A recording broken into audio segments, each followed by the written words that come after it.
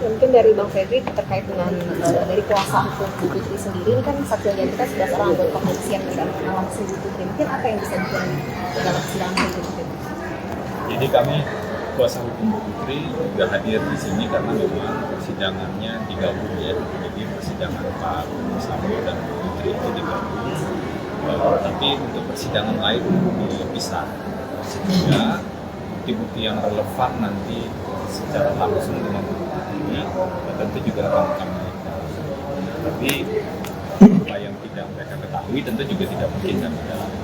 Ada satu poin penting saya pikir yang sejak awal ini komitmen Pak Ferdi Sambo dan juga Bu Putri, terutama Pak Ferdi Sambo yang tadi sudah disampaikan juga, dari awal komitmennya adalah akan mengakui apa yang dilakukan. Jadi akan mengakui apa yang dilakukan dan akan mempertanggungjawabkannya secara itu sejak awal sudah disampaikan.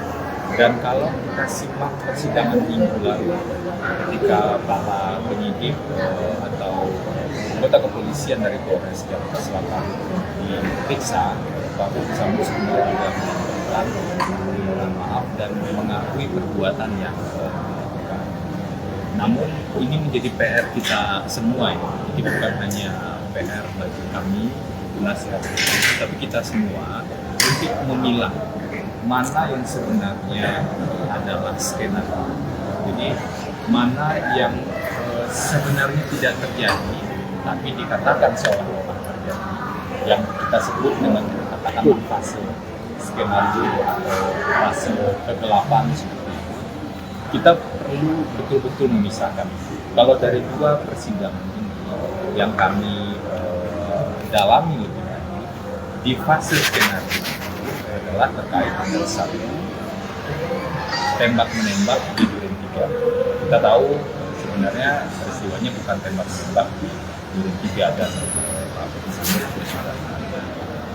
yang kedua peristiwa pelecehan seksual di Duren 3. Jadi ada dua peristiwa yang sudah terbukti dan sudah diakui juga bahwa itu sebenarnya adalah skenario dan itu adalah bagian dari proses obstruction of justice.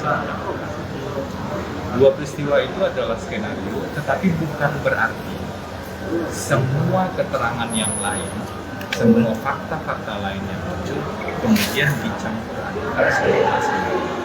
Kita kan sedang mencari kebenaran material, karena itu kita perlu pisahkan dua poin ini adalah skenario, dan itu muncul sebagai fakta persidangan.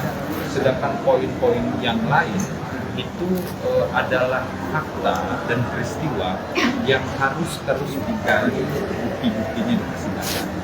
Contohnya, fakta dan peristiwa adalah terkait dengan peristiwa di Saguling di lantai 3. Ini sebenarnya fakta yang kami dapatkan atau berkas yang kami dapatkan sama sekali tidak ada perencanaan di Magelang. Peristiwa di Magelang misalnya, itu juga peristiwa yang berada di luar skenario, jadi tidak termasuk pada dua poin skenario. Bahkan kalau kita simak dalam persidangan, kami kalau mengatakan jangan dikaitkan, jangan dibahas peristiwa di Magelang. Kenapa? Karena memang peristiwa di Magelang itu baik bagi Pak Ferdi Sambo ataupun Bu Putri itu peristiwa yang sangat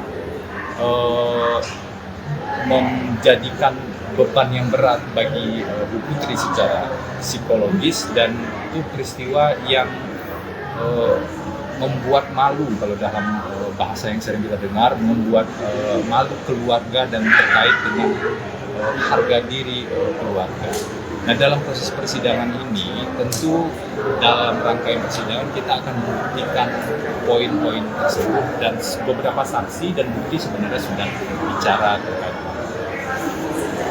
Poin ketiga yang ingin saya sampaikan juga, kita semua perlu melihat saksi-saksi yang bicara dalam keadaan tanpa prejudice. Jangan sampai ada preferensi atau perlakuan khusus terhadap saksi-saksi tertentu seolah-olah yang disampaikan semuanya adalah jujur, tapi ada preferensi negatif terhadap saksi-saksi yang lain yang seolah-olah semua yang disampaikannya adalah berbohong. Nah, kedewasaan berpikir, sikap adil sejak dari dalam pikiran bagi semua pihak yang ada di persidangan ini itu menjadi sangat penting.